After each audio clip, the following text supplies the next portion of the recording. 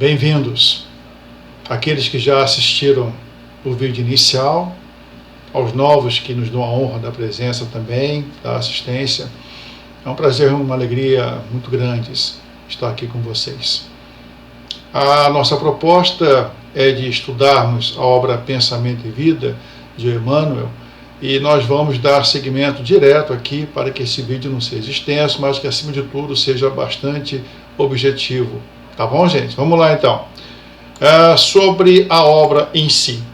Lembrando que no vídeo passado, nós elegemos essas duas perguntas aqui para podermos tecer alguns comentários a respeito.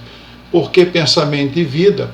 Alegamos que, dentre tantas obras de Emmanuel, todas fantásticas, né, com um conteúdo riquíssimo, essa em especial, justamente esse conteúdo, nos permite, vamos dizer assim, a nosso ver, explorar toda a gama de conhecimento que já nos é possível de alcançar e de conhecer, para que possamos atingir aquela paz que o Cristo disse que teríamos ainda que enquanto no mundo. Não a paz que um dia alcançaremos, mas uma condição de justamente caminharmos com segurança para essa paz, de maneira tranquila, apesar de tudo, mas com confiança, esperança, mas no caminho certo, aquele mesmo caminho que ele apontou como sendo a verdade que nos trouxe. Comentamos também que esta obra não se destina necessariamente apenas ao nosso caríssimo, querido público espírita, mas também a todos aqueles, conforme o próprio Emmanuel, que perambulam, ou isto é, que ainda estão ou estão por aqui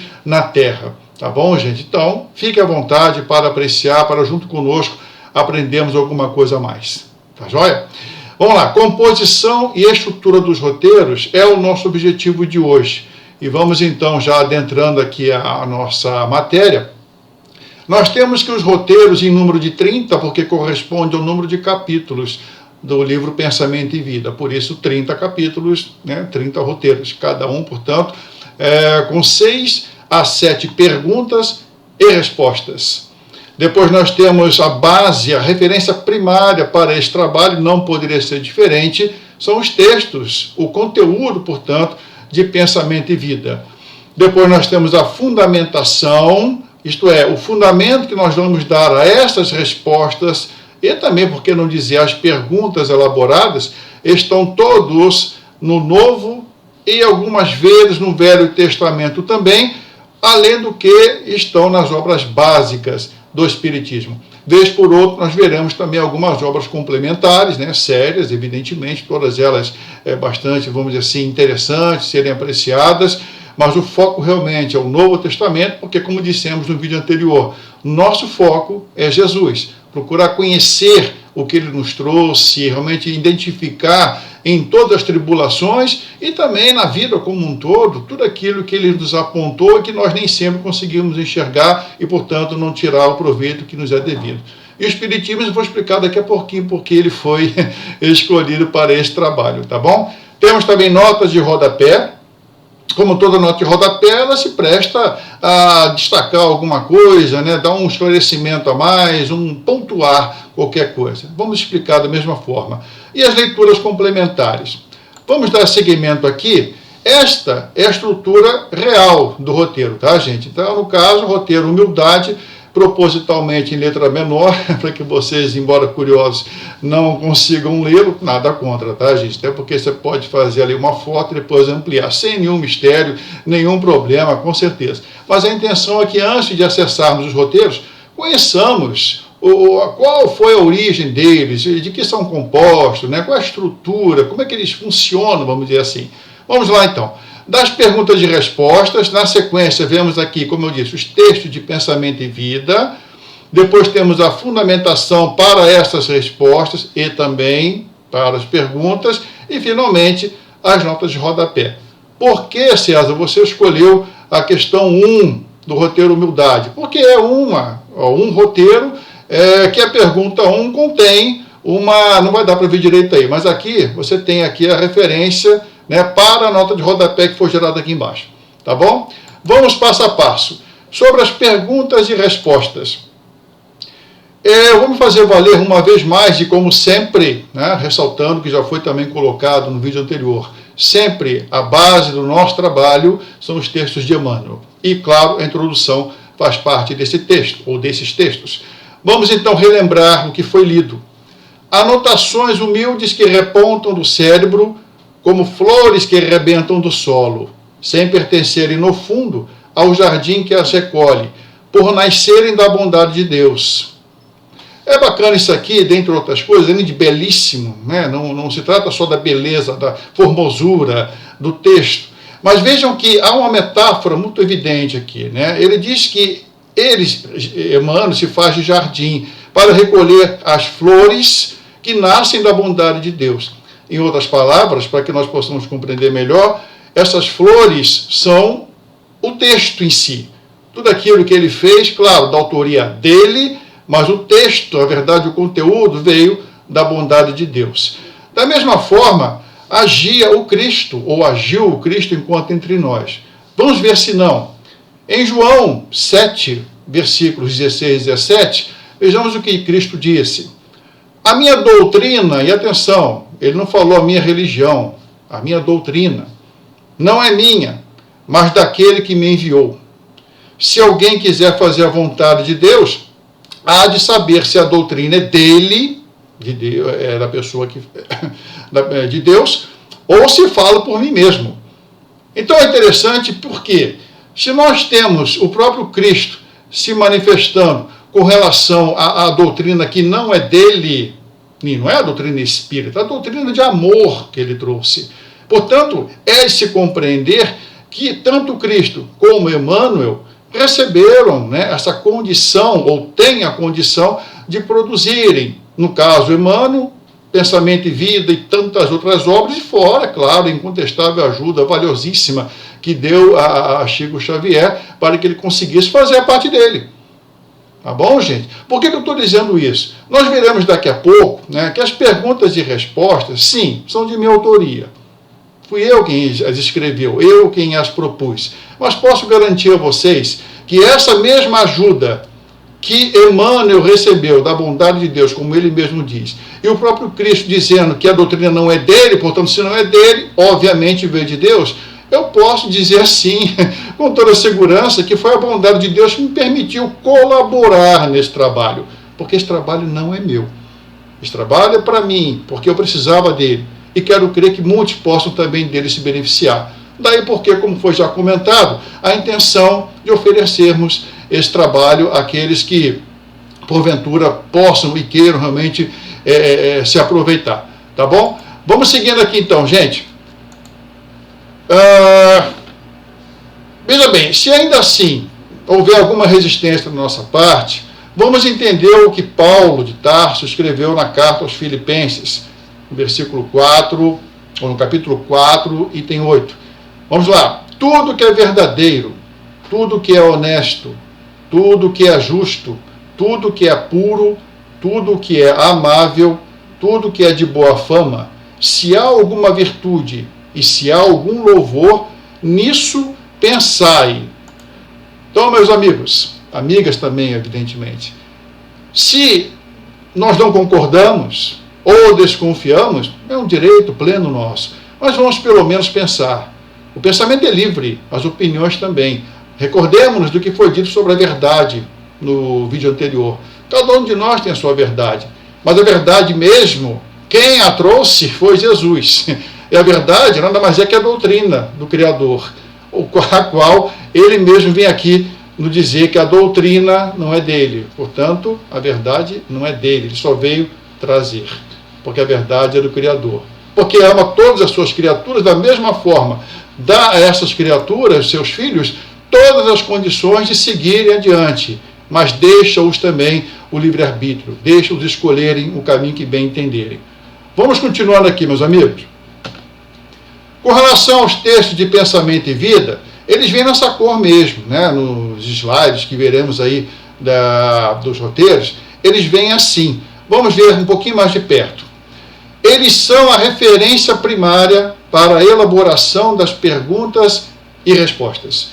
O que eu disse há pouco, gente? As perguntas e respostas, ok, foi colaboração minha, mas certamente houve muita ajuda. Mas não importa. Importa que A referência, tudo aquilo que está como pergunta, como resposta, a referência para que elas fossem propostas, estão no texto de Emmanuel. É importante seja sempre dito, tá bom? Nós vamos compreender isso um pouquinho melhor quando nós visualizarmos. Deixa eu primeiro apagar aqui a minha imagem. Pronto. Agora ficou legal. Tá bom, gente? Olha só. Esse aqui é um texto que consta de Pensamento e Vida, no capítulo 1, o Espelho da Vida. O que nós temos? Não vou ler, né, porque isso eu vou deixar para quando abordarmos o roteiro, mas é importante observar o recurso aqui. Um recurso que é utilizado costumeiramente para você abreviar uma frase, um parágrafo, coisa do tipo. Aqui embaixo a mesma coisa. Notoriamente é um outro parágrafo, mas eu vou me permitir fazer a junção dos dois para elaborar, no caso, a questão 1 do capítulo 1, Espelho da Vida, que nós veremos já no próximo vídeo. Tá bom, gente? Essa disposição que nós vimos aqui, certamente houve todo um cuidado para que a contextualização, isto é, o conteúdo, não fosse distorcido, perdido ou mal aproveitado. Daí vem aquela questão da confiança que eu convido a todos a que tenham. Mas, de qualquer forma, vamos pensar a respeito, sempre. Vamos seguir aqui, gente. Da fundamentação, é a sequência, porque afinal de contas, eu poderia ter, vamos dizer assim, perfeitamente construído algumas questões, respostas, mas que elas não parariam em pé, como se diz, se não houvesse uma fundamentação. E a fundamentação, como foi dito há pouco, está no Novo Testamento, está também no Antigo Testamento e no Espiritismo. Vamos ver por quê. Por que o Espiritismo? É importante termos a consciência, aqueles que não conhecem a doutrina espírita, que ela vai muito além dos, vamos dizer assim, das reuniões mediúnicas, são as mais conhecidas, né? Dos fenômenos mediúnicos como um todo, não apenas a psicografia, etc., e as possessões. Tudo isso existe, acontece, né? Isso é explicado, não é explicável. O Espiritismo se propõe a isso. Porém, o nosso enfoque aqui é abordar justamente naquilo que o Espiritismo é mais forte, é mais significativo e mais importante, a meu ver, que é a sua filosofia. Filosofia em termos de nós pensarmos, de enxergarmos a fé como tendo uma razão de ser, e não apenas crer porque creio. Eu creio porque creio, mas entendendo porque se crê. Então, Kardec foi muito feliz quando ele disse certa feita, está lá nas obras básicas, que ele disse que para crer é preciso compreender. E é verdade. Quando a gente apenas crê, fica como que um vazio, nada contra. Mas quando você compreende aquilo, quando a razão de ser daquilo aparece, transparece, a gente fica mais à vontade. Isso vale para tudo na vida. Tá bom, gente? Daí a proposta de termos escolhido o Espiritismo para ajudar na fundamentação desse trabalho. Porque, de novo, repetimos, a base é, sim, e sempre será o Novo Testamento, porque o nosso foco, como foi dito, é Jesus. Tá bom? Vamos lá, então, seguindo. Aqui nós temos, mais uma vez, o Cristo afirmando o seguinte: estas coisas, tudo que ele disse, a doutrina que ele trouxe, a verdade, né, como um todo, estas coisas vos tenho falado, estando ainda convosco.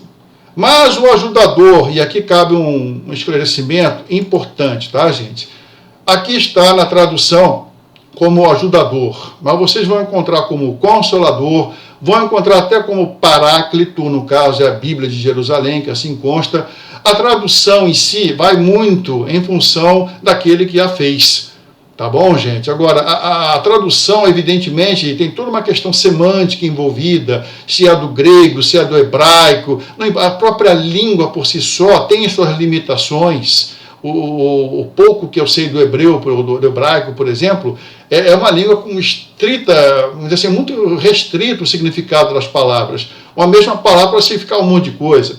Mas o importante é não nos apegarmos às filigranas, como se diz, não nos apegarmos a detalhes, mas sim à essência do texto, ao conteúdo maior, que aí a gente realmente vai conseguir aproveitá-lo. Portanto, no caso aqui, seja ajudador, consolador, paráclito, ou mesmo um verbo, um substantivo que determinada tradução fala de um jeito, em outra tradução fala de outro, mas o importante, meus amigos, é compreendermos a essência. Sobre traduções bíblicas, inclusive, eu quero oferecer a vocês, claro, para aqueles que estejam interessados, um vídeo, né, do canal Davar. Davar, ele é um teólogo, ele é protestante, é muito interessante mesmo, né? Ele tem uma visão muito particular sobre traduções, né? Particularmente do Antigo Testamento. Eu vou recomendar, ali na descrição do vídeo, e para quem quiser acessar, e também vocês vão ver aqui em cima, tá? Aqui do vídeo vocês vão ver um cardzinho, é só clicar que vai estar lá à disposição para os interessados averiguarem ali Davar e os comentários que ele vai fazer, tá bom? Vamos continuando então. Veio Cristo dizer: mas o ajudador, o Espírito Santo, a quem o Pai enviará meu nome, esse vos ensinará todas as coisas e vos fará lembrar de tudo quanto eu vos tenho dito. Vejam bem, vocês podem dizer, não, mas quem garante que isso aí é o Espiritismo? Bom, não importa, isso aí é de cada um, gente. Mas contanto que seja algo que, de fato, me facilite entender o que o Cristo disse, mas que vai ensinar não porque não tem alguma novidade, mas que vai fazer lembrar o que eu disse a você, mas que vai me ensinar a entender se esse texto ou esses textos que eu, porventura, servem de fundamentação para a minha vida, se eles realmente fazem sentido, se eu pensei bastante, realmente me atendem, eu entendo que é justo que a gente possa adotar. Esse, portanto, para mim, é o papel do Espiritismo, é o que melhor explica, na minha visão, toda a proposta do Cristo. Tá bom, gente? Vamos lá, então. Sobre o Espiritismo, nós temos aqui Kardec, em O Livro dos Espíritos, que é uma obra básica, né, do Pentateuco Espírita, da codificação, como queiramos. Na conclusão, ele faz a seguinte citação. Ele diz que o Espiritismo, e com razão, não traz moral diferente da de Jesus. Ora, se ele não traz moral diferente da de Jesus, e nós veremos ao longo dos roteiros que é um fato, a gente consegue botar lá em cima a parte do Novo Testamento, Jesus ou seus discípulos, aqueles que o seguiram, ou mesmo depois, no caso de Lucas, Paulo de Tarso, aqueles que não conviveram com o Mestre, mas que de uma forma ou de outra seguiram a mensagem dele, que compreenderam a verdade. Se nós entendemos que é útil aquilo ali, se aquilo ali me serve, eu não tenho por que negar e vou procurar pensar e utilizar da melhor forma possível, tá bom? No mais, perguntamos por nossa vez, né? Vem o Kardec fazer a sua reflexão. Antes que viesse o Cristo, não tinham os homens a lei dada por Deus a Moisés? Ora, a lei foi dada a Moisés, e Moisés teve toda aquela dificuldade de passar essa lei. Aí vem o bezerro de ouro, aquela coisa toda, isso há muito tempo. Na sequência, veio então a doutrina do Cristo, que por sua vez está contida no Decálogo. Como assim? Ora, não matarás, não roubarás, não darás falso testemunho. Tudo isso não é algo que hoje compreendemos com muito mais amplitude, e melhor ainda, nós já sabemos que hoje é errado roubar, que é errado matar, nós já sabemos. Mas naquele tempo de Moisés, não. Era o mal sendo respondido com o mal o tempo todo. Então, veja como houve uma condição melhor de se compreender as coisas. A própria verdade do Cristo, há mais de 2000 anos trazida, ainda não foi de fato compreendida por todos nós. Por todos, não. E olha que ele falava por parábolas, e mesmo assim nem todos o compreenderam.